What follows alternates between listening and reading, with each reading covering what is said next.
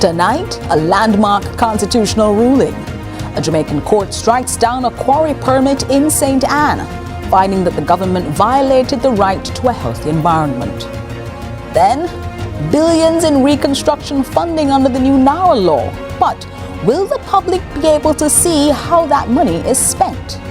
Plus, Damien Crawford on a new constitutional challenge for free education and the real-world consequences of raising the age of consent. And then, the NHT moratorium ends tonight. What mortgage holders need to know and whether the recovery is really over. I'm Jodianne Quarry, and this is Lead Story.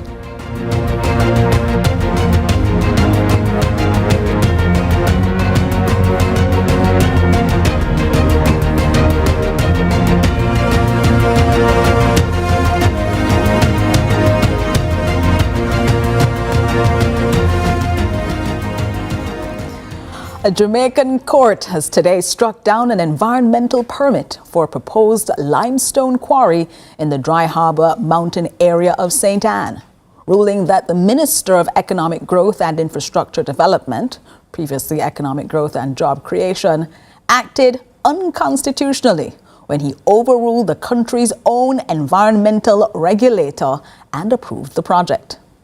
The full court of the Supreme Court of Judicature, 3 justices sitting together, delivered that ruling this afternoon in the case of Wendy A. Lee and others, and the Attorney General of Jamaica and others.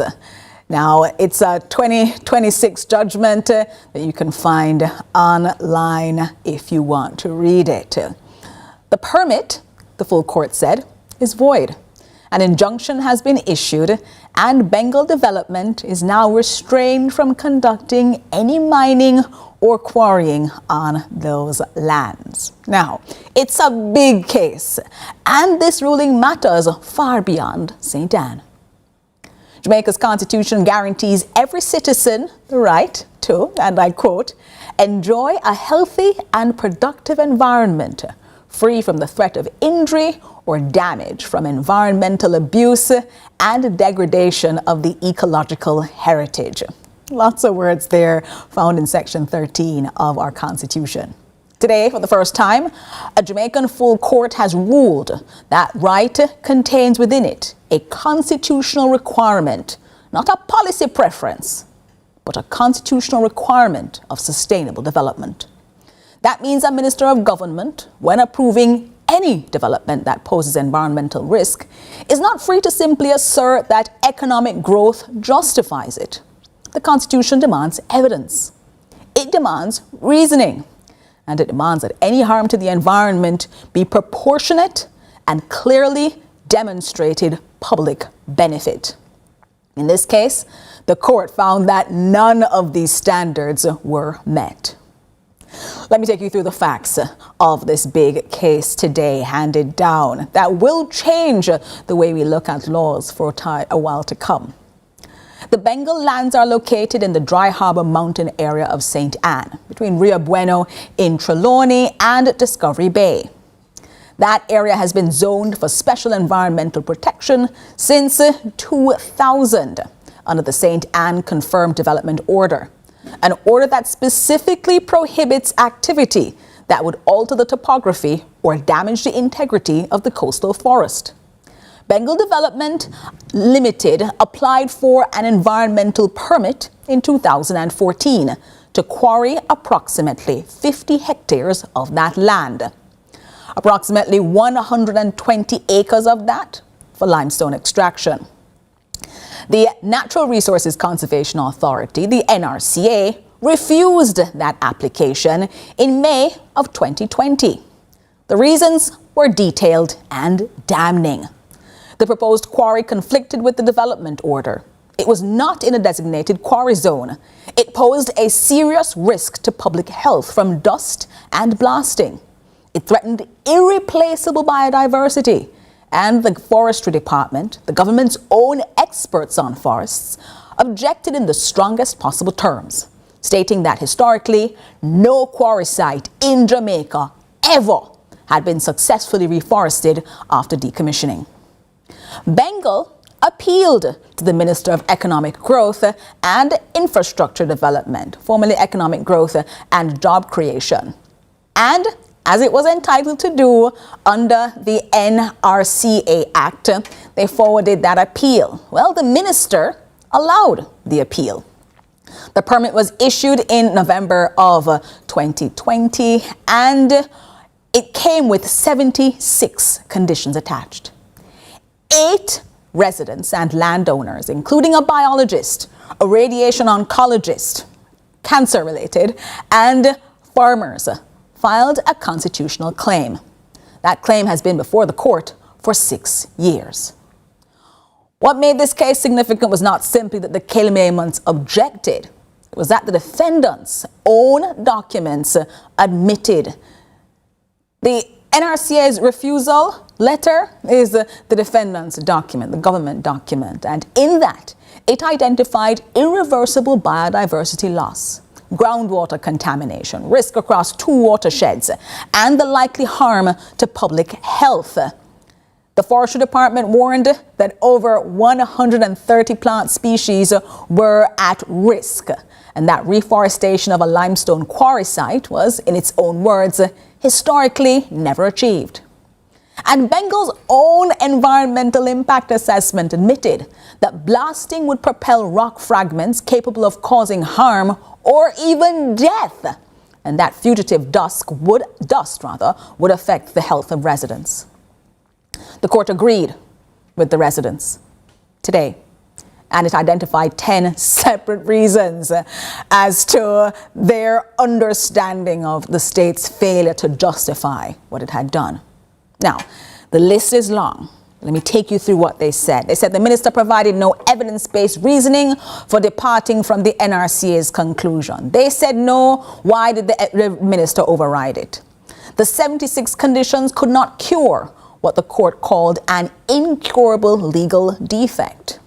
The land had never been rezoned for quarrying, and the conditions attached to a permit cannot rezone the land. The minister effectively delegated, they said, the very constitutional inquiry. The Charter of Fundamental Rights and Freedoms in the Constitution required him to personally undertake, leaving the most serious environmental objections unresolved at the time the permit was granted. The court also noted that the Prime Minister's public statement about the decision, while referencing sustainable development, big words, nice international words, was, in the words of Justice Hutchinson Shelley, aspirational rather than evidential. There were no feasibility studies actually done to see if it would be sustainable and development. All the economic impact that you should be having, well, there's no economic data, no independent scientific challenge to the Forestry Department's findings. The environmental harm was serious, likely, and in respect to the forest ecosystem, permanent and irreversible. The economic benefits claimed by the state were general, though, and unquantified. So you have very specific here, unquantified here, and in that balance, the Constitution required the court to side with the citizens. Now, the ruling doesn't exist in isolation. 48 hours ago on Tuesday night, Minister Matthew Samuda, Minister of Water, Environment and Climate Change, told the House of Representatives that the government will designate Bengal and St. Anne as a protected area by March 2027. He also announced 17 new forest management areas declared under the Forest Act in the last financial year, and 22 new forest reserves to be tabled in the House in the coming months. He confirmed that a new Forestry Act, the currently one dates from 1996, is being finalized this year with EU funding. So the policy direction and the judicial outcome are aligned. But the sequence is the story. The law governing forestry in Jamaica today is 30 years old. The NRCA Act under which a Bengal permit was issued has not been amended. The Forestry Department's objections, which a full court relied on today in its judgment, were ignored by a minister operating under the existing legal framework. The policies that Minister Samuda announced on Tuesday were announced while the litigation was still before courts. And the Bengal lands are now being designated for protection 2 years after the permit to quarry them was issued. And on the same day, the permit was struck down as unconstitutional. We're not saying development is good or bad. That's not the question tonight. If it's good or bad for Jamaica, out of my hands. You can take a look at that and let me know. But the court itself said that's not the question either. The question is whether the institutional framework through which development decisions are made is adequate, and whether the lesson of today's ruling has been absorbed before new laws concentrate even more power in the same executive portfolio. Because Jamaica's National Environmental Regulator, NEPA, and its statutory arm, the NRCA, currently sit within the Ministry of Economic Growth and Infrastructure Development, formerly Economic Growth and Job Creation. That's the ministry headed by the Prime Minister. The same ministry whose ministerial decision this court today declared unconstitutional. And this week, Parliament in the lower house passed the NARA Act, the National Reconstruction and Resilience Authority, which gives Cabinet authority over reconstruction project approvals and empowers the minister to direct the authority's implementation actions. Civil society warned before the passage that environmental safeguards were inadequate. Those warnings were not incorporated into the final text before the House voted in the early hours of Wednesday morning. So, what today's court ruling has established is this. When the same executive portfolio that promotes development also controls a regulator responsible for checking it, and when a minister overrules the regulator without evidence, without reasoning, the Constitution will not allow it to stand. Whether the institutional arrangements now in place and those being created adequately reflect that standard is a question that Lead Story puts to the Parliament and to the public. And we ask you to consider it as well. There have been concerns that environmental protection means that the minister with responsibility for the environment should have control of NEPA and the NRCA. That is not the case. And today's judgment shows why those two things might need to be separated for the good of us all. We'll take a break inside Lead Story and come back to you. Taking a look now at access to information, because in legislation, being able to ask what's happening in there is important. But is that being removed from the NARA Act? We'll talk about that next here inside Lead Story.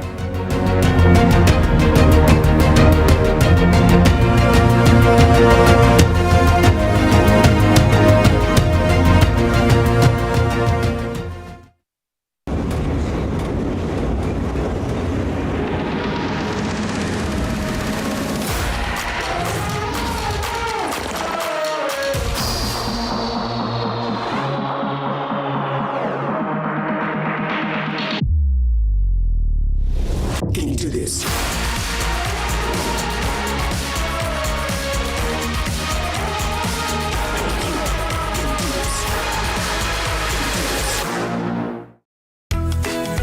You notice how life nice when you eat good? Natural feed, fresh grass, no stress. Stress? I don't know her. They say happy cows make better milk. Well, just look how happy we are.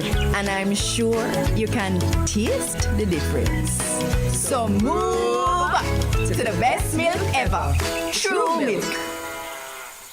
Jamaica's unemployment rate has fallen to 3.3%, down from 13.2% in 2016. Our government's continued focus on job creation is delivering real results. We are building Jamaica. The Time by the Office of the Prime Minister.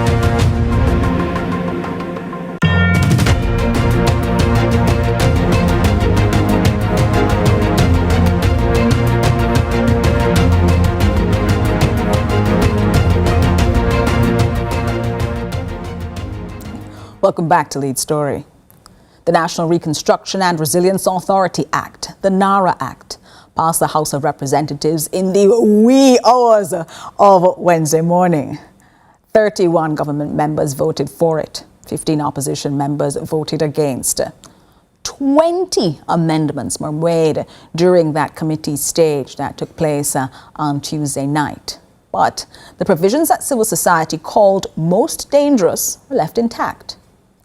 The NARA Act is designed to coordinate Jamaica's recovery from Hurricane Melissa, a program backed by a coordinated $6.7 billion United States dollar financial package coming from multilateral agencies like the International Monetary Fund, the World Bank, the Inter-American Development Bank, CAF, and the Caribbean Development Bank. That is the single largest financing package ever assembled for Jamaica. But this segment is about one question. When the state spends that money on behalf of the Jamaican people, does the public have a legal right to know how it is being spent? Well, my guest this evening is Jeanette Calder, Executive Director of the Jamaica Accountability Meter Portal, JAMP. Jeanette Calder, welcome to Lead Story. Thank you very much. Good to be with you. Thanks so much. We're looking now at access to information, what Jamaicans can know and where they can know this information. Broadly speak to us about the importance of access to information first, because the concerns that have been raised by civil society is that this new piece of legislation, NARA, limits access to information. So talk to us first about why this is an important thing for us to have access to in the first place. Yeah, thank you, Jody. I mean, I don't think anything, I have to first say that JAMP has existed for 7 years now. In October, it will be 7. But if Jamaica was not one of those jurisdictions that had an access to information, or what they call Freedom of Information Act, there's no way we could do the work we do. And what I mean when I say the work we do, I'm not necessarily speaking to the aspect of our work that has us, for instance, speaking to the media and breaking down and explaining things to citizens. What I mean is, JAMP, for example, builds digital tools that provides information for citizens online that they can in turn utilize to hold government to account. Without that freedom to access information that really belongs to the citizen, we would not be able to do that. So for us, it's a primary tool. But what I would want to say, my other preliminary comment would be to refer citizens to what the government, or rather the parliament, actually says about the ATI Act. And if you read the very, very first thing, when you pick up the legislation, it's actually quite illuminating. And I just want to say to your listeners, according to our parliament, back in 2002 when it was passed, the reason they were giving Jamaicans this act were 3. 1, to be able, and I'm reading this, Jody, to be able to exercise certain fundamental principles, it says here, underlying our constitutional democracy. And those 3 principles are governmental accountability. So the parliament gave Jamaicans this bill so that citizens would be able to get information that could hold a government to account. The 3rd is transparency. It's simply built on the idea that everything that government is doing, they're doing it on our behalf using the resources we have. So we have a right to know what is happening. So things ought to be done in government transparently. And one way of operating transparently is to allow citizens to write to any ministry, department, and agency and ask questions around governance. And the 3rd underlying principle the parliament has in this act says, amazingly, to allow for public participation, Jody and Quarry, in national decision making.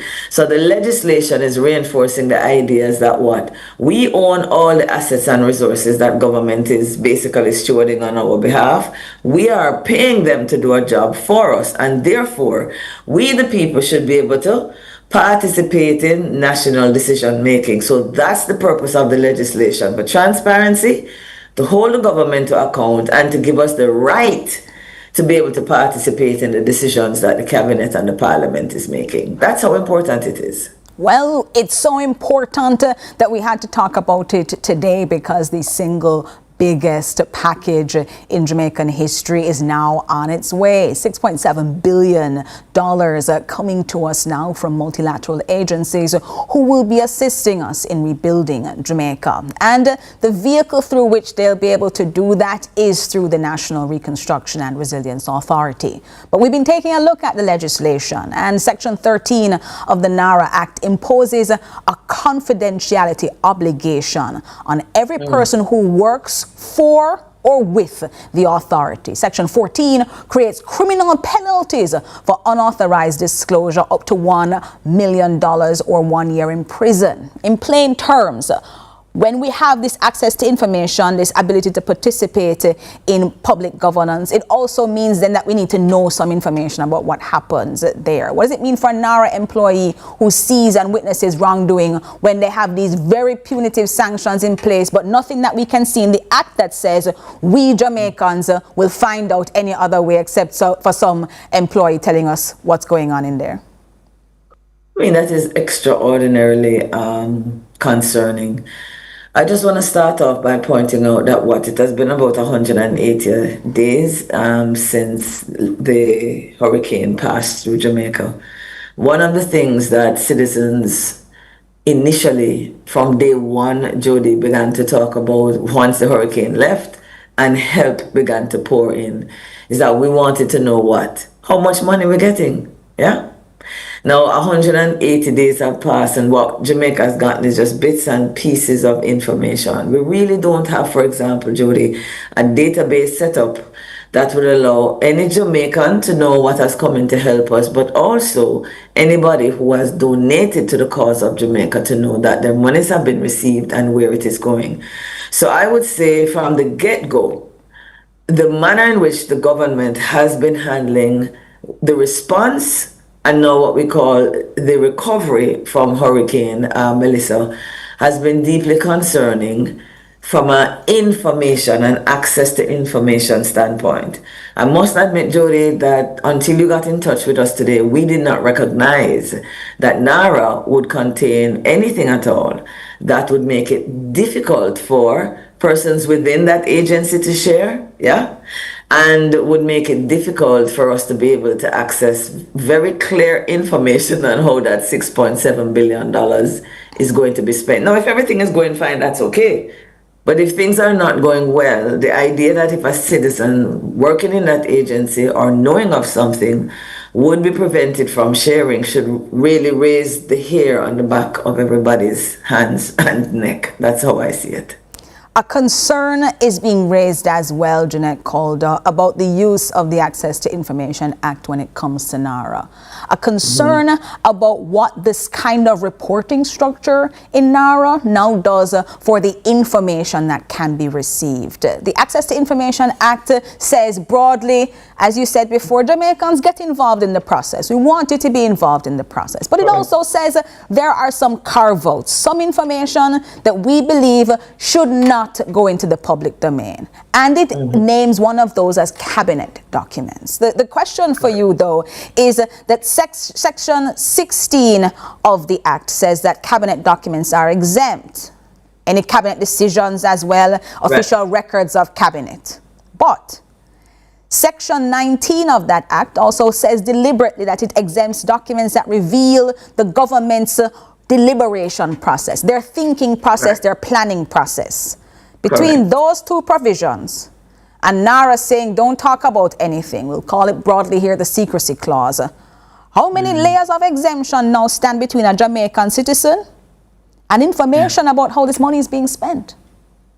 No, I know there's a lot of conversation about NARA right now, and understandably so. There are some concerns, particularly as it relates to accountability.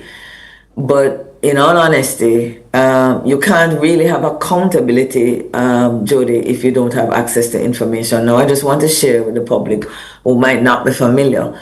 There are some good reasons for citizens not to be able to access all the information that a government has, and you spoke to one of them. Cabinet is making some serious decisions on our behalf, and it would be injurious, possibly to the process.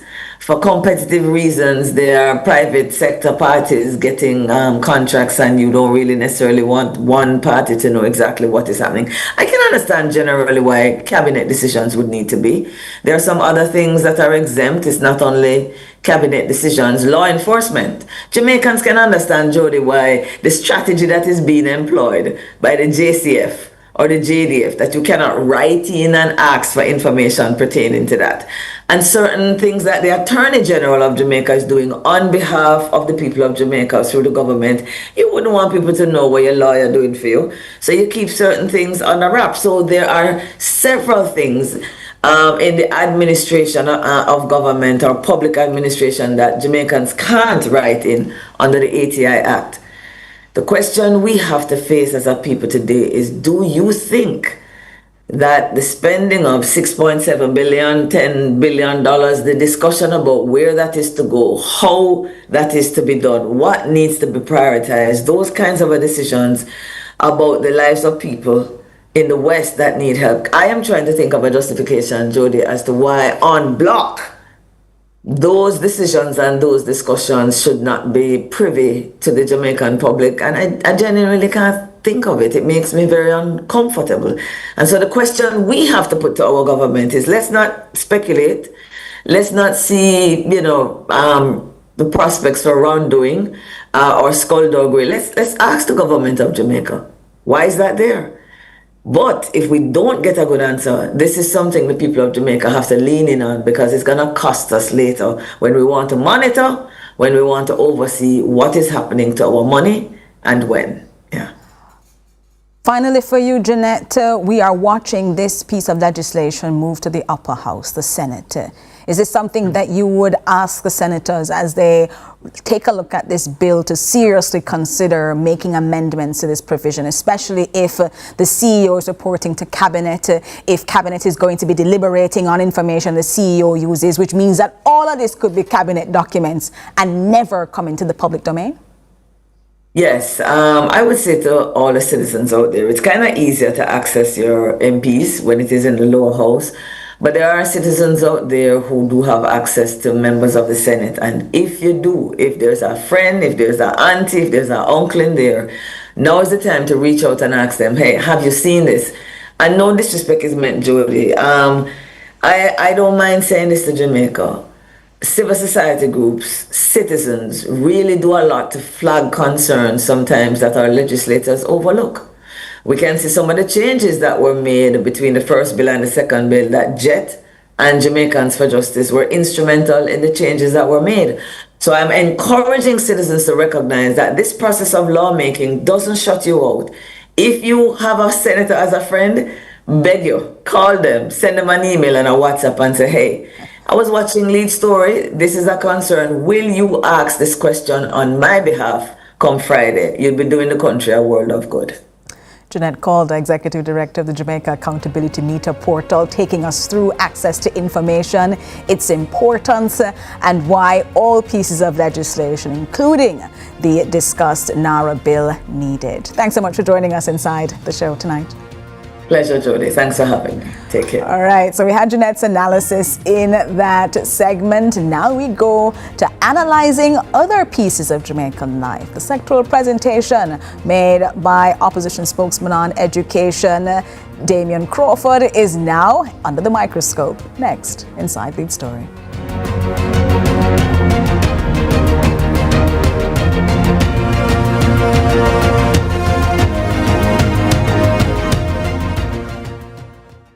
The world is watching. Because it is. The Impact Leadership Summit brings the ultimate business advantage on May 5 at the AC Marriott Hotel Kingston, Jamaica. Learn from global speaker and entrepreneur Vusi Tembakwaya. Leaders, hear me and hear me now. Do they understand the calling and are they God-led? Maxwell Leadership Coach Erica McKenzie. CEO and founder Deshaun Savadia. Minister Ovid Hill. Investment Guru Ramon Small Ferguson. This is where leaders rise and impact begins. For more info, call 876-438-1135. Jamaica, make we do the right thing. Make we live good today for a better tomorrow. Talk it out. Don't fight it out. The time by the Ministry of National Security is 6:30.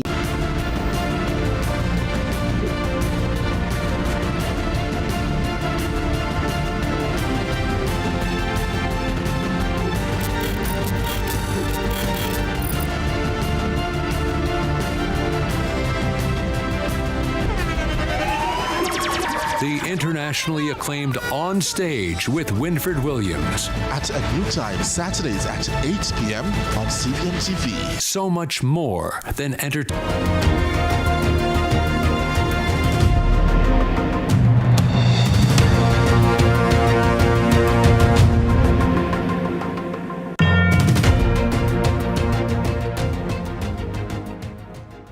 On Tuesday, the opposition spokesman on education used his contribution to the sectoral debate to do something unusual. He didn't simply criticize, he went to court. Damien Crawford, Member of Parliament for North West St. Catherine, announced that on April 7th, he had filed a constitutional claim against the Attorney General, the Prime Minister, and the Minister of Education, seeking a declaration that the state is failing to meet its constitutional obligation to provide every Jamaican child with publicly funded tuition at the pre-primary and primary levels. He also called for the age of consent to be raised from 16 to 18 and presented workforce data that he says shows a productivity crisis rooted in systemic education failure. He's here inside Lead Story and will put the evidence and the consequences to him directly as he speaks to the nation, not only from the perspective of an educator, but also from the perspective of someone who, as opposition spokesman on education, is saying that he's highlighting issues that the government is not. Now, these sectoral presentations began earlier last week, and we've had inside the show opposition spokesman on security, or rather on energy, Philip Polwell, in with us. We had a discussion about what the Minister of National Security and Peace said in his sectoral debate, and now we're speaking about what opposition spokesman on education, Damien Crawford, has to say. There has been a lot of discussion around his comments as well as pushback.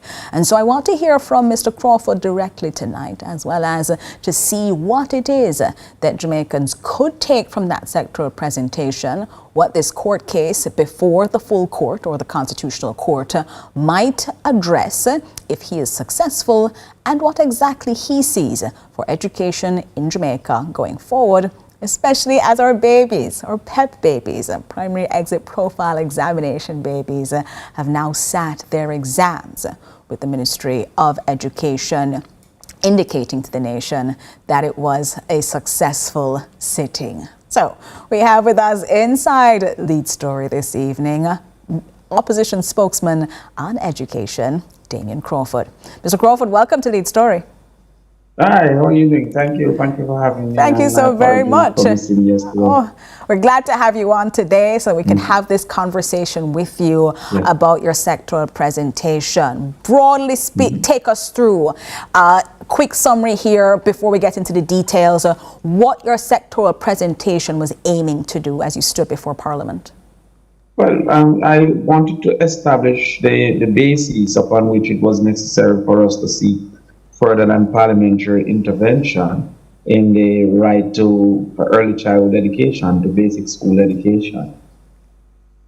And so what I showed was the interconnected, we would have said the components collected of the different levels of education and how they were all performing so poorly. I indicated that we only had 16% of the workforce that had, excuse me, had a degree, that only 19% of the age 19 to 24 was in the university, and 24,000 young people under the age of 24 was in the category called NEET, neither in employment, education, or training, meaning basically doing nothing. We then showed that only 19% were passing 5 subjects, including math and English, and that the government was basically misleading with the conversation by using what is called percentage of sitting. Sitting meaning the numbers of people who sat the exams versus percentage of enrollment, the number of persons in school. Because all students in school are supposed to be doing in 11th grade, are supposed to be doing math and English. And so they wanted to give the impression that we were doing satisfactory with 44% in math, when the truth is that it was at 22%. Because we had the lowest numbers of persons sitting in 2 decades and the lowest level of enrollment in 2 decades, indicating that persons were dropping out of school. We also showed that from the primary level, which is age 12, and they did PEP today, we hope that the outcomes are much better, but the mathematics failing was over 12,000 not achieving basic proficiency, and in English language, over 10,000 haven't achieved proficiency. finally we emerged at the early childhood, which shows that up to 46% were not ready for school at the age of 4, moving into the last year of early childhood experience, and that only 18% of early childhood teachers were certified as trained teachers, that only 16% of institutions were certified as adequate for education, and that only 15% of the institutions were owned by government, despite the fact that the Constitution under the Charter of Rights, Section 13K2, indicate that it's the right of every child to receive a government-funded education in a government institution for the pre-primary and primary levels. So we try to just show that connection, and then we indicated that based on the minister's answer in the sectoral, in the earlier portions of the budget, that she felt, the Minister of Education, that she felt that we were satisfying the Constitution, that it was only left to me to see a third-party assessment, because I am definitely of the opinion that we are not satisfying the Constitution. So yeah, in summary, that's what we try to achieve. And that third-party assessment is you bringing it before the full court to seek a judgment on the Charter of Fundamental Rights and Freedoms, or constitutional provision that you have highlighted to us, saying that it guarantees every Jamaican child the right to publicly funded tuition at pre-primary and primary levels since April 8, 2011. 15 years later, you've highlighted 15%, or rather only 15% of pre-primary institutions are state provided. In your assessment, why is that gap there, and why has it persisted for so long? Well, unfortunately, education has not been seen by many political actors as a vote getter. One, there's a lower level of interest in education that's proven by the longitudinal research. For example, in 2010, the number of persons who fell out of school because of disinterest was 12%. In 2017, it was 31% that fell out of school simply because they weren't any longer interested. As that kind of disinterest in education increases, so too does the political value of investing in it decrease. And I believe that generally, because it is of much greater value to fix a road or to cut a ribbon, as versus to invest in a 9-year-old, that the outcomes will not show in truth until they are 21. And even then, they may not attribute their success to policy. And so to that extent, fixing a road and building a building have been of greater political value. And many politicians therefore seek to do those things of higher political value for their investment, because there's a choice over every dollar. They have to make choices. This is something that you've said that you're going to the full court on to hear their understanding of that provision. Today we had a judgment handed down about another Section 13 provision in our Constitution. But you didn't only just talk about pre-primary and primary education. You also said something that had a lot of tongues wagging. Your comment about raising the age of consent. You've called for it to be raised from 16 to 18. So let me put this in context for you, because the criminal law consequence of something like this means that all sexual activity involving a person under 18 now becomes statutory rape by definition, because you can't get consent. Now, we can say that we want that to happen, but the justice system can't manage that. Your own data has said that the justice system might not be able to manage the current load and the prosecutorial load that comes with that. So how do you square this idea that raising the age of consent, some argue that instead of raising the age, better sexual and reproductive health education might be better, is going to put more prosecutorial problems, we're going to have more backlog, rather than just leaving it where it is and instead doing things that have younger people now know the consequences of sexual activity? Okay, well, you said that my data would have suggested that the courts can manage that, and that you mean politicians generally, or my personal data? because I don't remember putting forward that data. My apologies. That was me. That was a mistake on my part. That we have data that says that the prosecutorial load is now increased as a result of that. We have data from other jurisdictions showing that part of their negotiation between raising the age of consent or keeping it where it is that they have found information saying that it only increases prosecutorial load. It doesn't quite do the whole keeping the teenagers safe. But this suggestion that you've made is now the one that many people have taken away from your sectoral presentation. How do you defend this idea? So there are some realities that we have to face. 47% of the girls who are dropped out of school was because of pregnancy. So therefore, while it is that the vast majority of boys who drop out of school is, based on simple disinterest, 47% of the girls who drop out of school was because of pregnancy. Every year, Jamaica has a teenage birth rate of over 6,000, indicating that right now, for the 13 years of school that we'll have from grade 1 to grade 13, we would have had about 78,000 children in schools. It has been proven that these children often face high poverty, that oftentimes fathers make themselves unavailable, partially, especially if they're of a certain age, because they are unwilling to face prosecution. That these children don't return to school and the negatives continue. We're talking about 6,000 a year. Now, the second reality is that the government have decided that it is in good order to move the school experience at the secondary level from 5-year to 7-year. And so, therefore, the original reality was that you would have been out of school by 16, 17, and now you should be out of school by 18, 19. So I believe that at the time that they had the original age of 16 set, it was on the understanding that you would have likely completed the very important aspect of education, at least to the secondary level. Now that we have moved it 2 years to the 7th grade experience, it would spell sense, in my opinion, that they equally move the age of consent. Now, what I proposed was not only a move of the age of consent. I proposed a pedophiles registry, permanent pedophile registry, meaning persons that abuse persons under the age of consent. I proposed a mandatory 10-year sentence for persons who are found to be predators of children. And I also proposed that there would have been education in school. Now, the persons who continue to argue that it helps nothing would not agree that it should be removed. So therefore, that negates the argument that it helps nothing. What does it help? One, it helps those who are preferring to be law-abiding not to approach these girls, because there are some men who would prefer to be law-abiding, even if he would be attracted to a 17-year-old. I have had experience in my university growing up that a person would be telling a 15-year-old that her time, next year, your time, or stuff like that. So it delays the person, the adult who prefer to be law-abiding.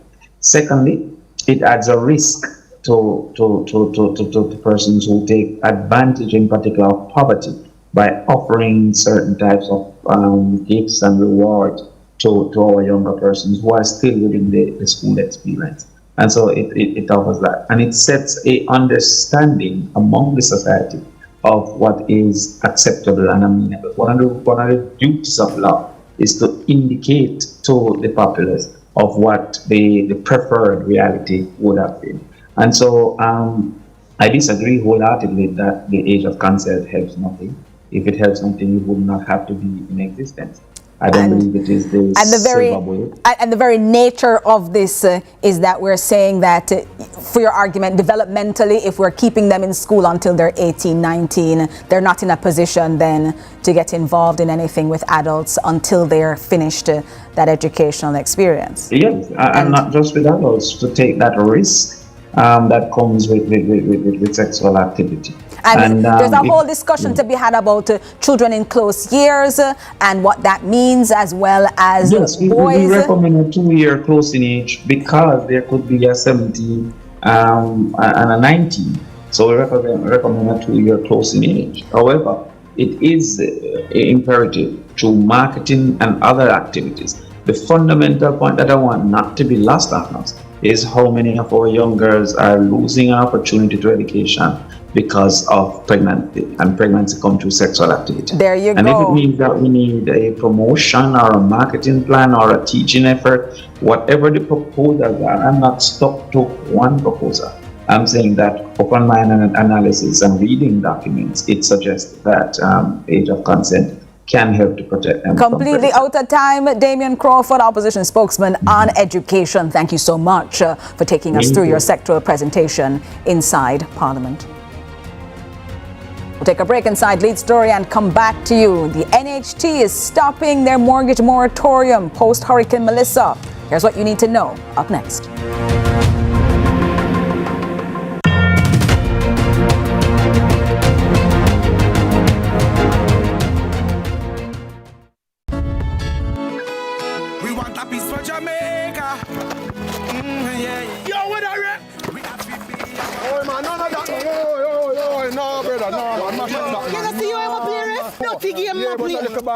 No, I said, place when you come from, brother, I want to live good, man.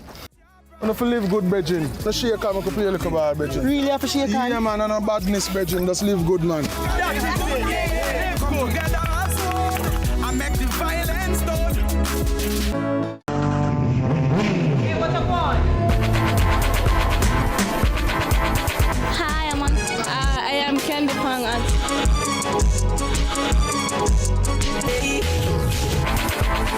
What a guan? What a guan? That a guan, pa. What a guan? What a guan? What a guan? Mondays, Wednesdays, and Fridays at 8 a.m., 1:30 p.m., and 10 p.m. on CVM TV. That's a guan, pa. What a guan? Brought to you by.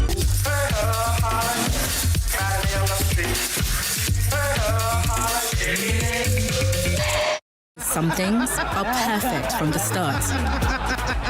Smirnoff.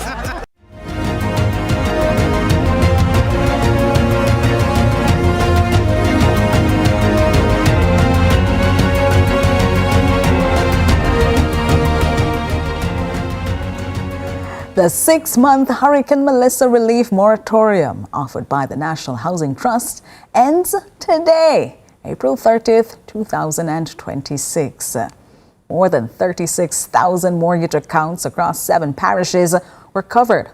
Regular payments resume tomorrow, May 1st. This segment is to help you figure out what to do. We want every mortgager watching tonight to know exactly what they need to do and what they are entitled to. Mortgagees, you're out there, you're trying to figure out what's going on. The best person to help us now is with us, Leighton Taylor, Manager of Loan Portfolio at the National Housing Trust. Thanks so much for joining us, Mr. Taylor. Thanks for having me.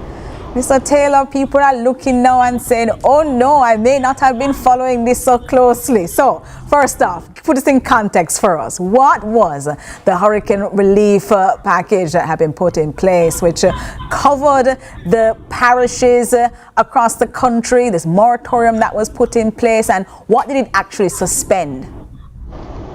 Well, so good evening to all the viewers. The National Housing Trust, in response to the catastrophic hurricane that hit our country, took steps to assist our mortgagors who were designated in the worst hit parishes. Now, this constituted primarily with the imposition of an automatic moratorium on mortgage payments. So mortgage payments for over 30,000 of our mortgagors were suspended for a 6-month period. That began November and ends today, this evening, right? So regular mortgage payments resume tomorrow, May 1st, except for those mortgagors that are in 2 designated schemes. That's the Brampton Housing Development in St. Elizabeth and also Uden Acres Housing Development in St. James. Their moratorium arrangement will extend.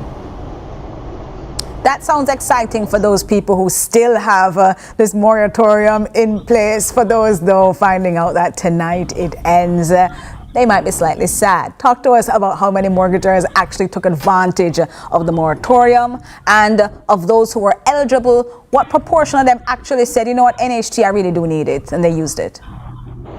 Well, it was automatic, so over 30,000 mortgages didn't have to apply. The NHT understood the impact that hurricane had, not just on our country, but primarily on our mortgages.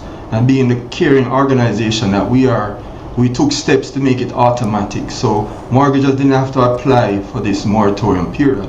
It was automatic for all those persons designated in the worst hit parishes. However, just to note, because we understand that some mortgages are still recovering from the effects of the hurricane, if our customers are not yet in a position to resume payments, NHT is extending an opportunity for mortgages to get an extension to the moratorium. So they simply need to reach out to us. The applications are on our website, and they may be qualified for an extension of up to 3 months. Hold on, it is now 6:51, Leighton. It ends tonight. Is it too late for a mortgager who needs an extension to come to you? Can they come tomorrow, or is a deadline tonight as well? No, not at all. The deadline for applying for an extension to the special moratorium is June 30th. So mortgagors have up until June 30th to apply for an extension if they are not in a position to resume payments. What qualifies for an extension? So I don't want to pay you yet because I want to buy an outfit. I'm not able to pay you yet because I haven't finished painting the front living room that I rebuilt, or I'm not able to pay you yet because nothing has gone right for me. I don't yet have income. I'm not able to repay my loan. What qualifies for someone to be able, or what is the qualification that you're looking for someone to be able to get an extension?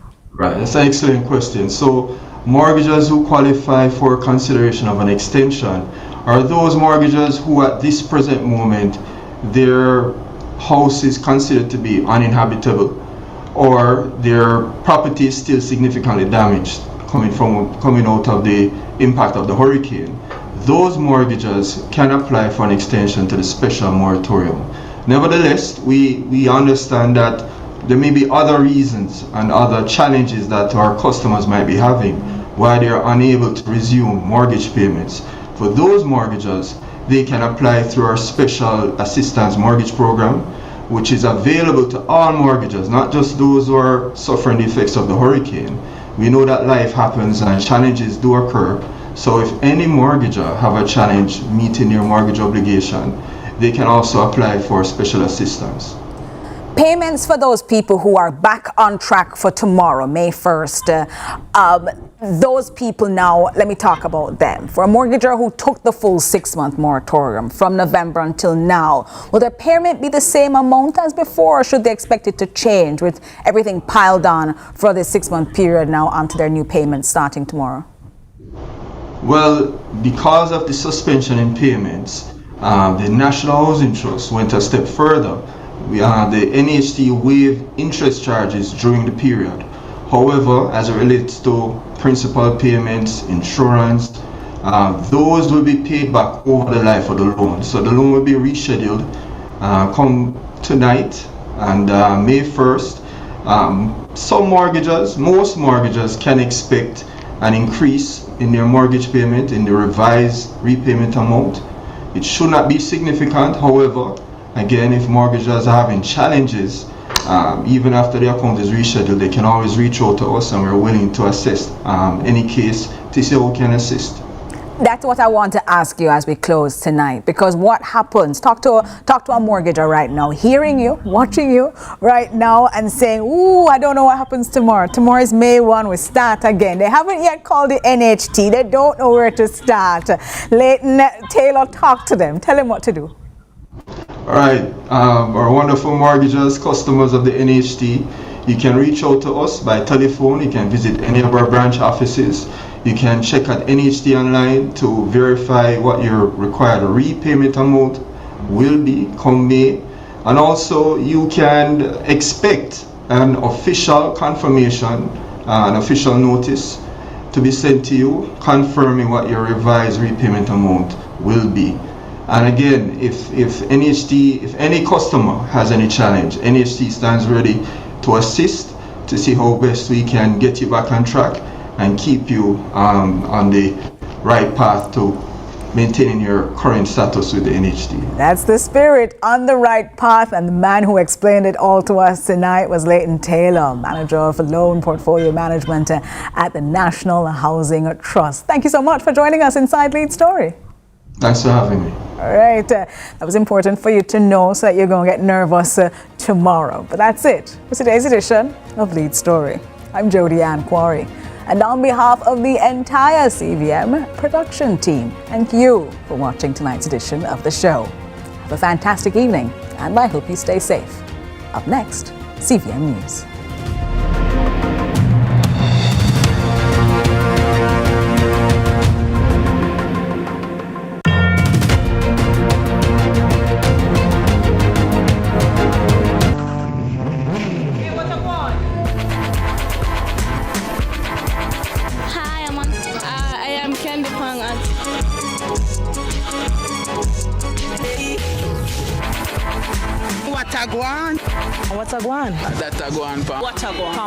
Watagwan. Mondays, Wednesdays, and Fridays at 8 a.m., 1:30 p.m., and 10 p.m. on CVM TV. And that's a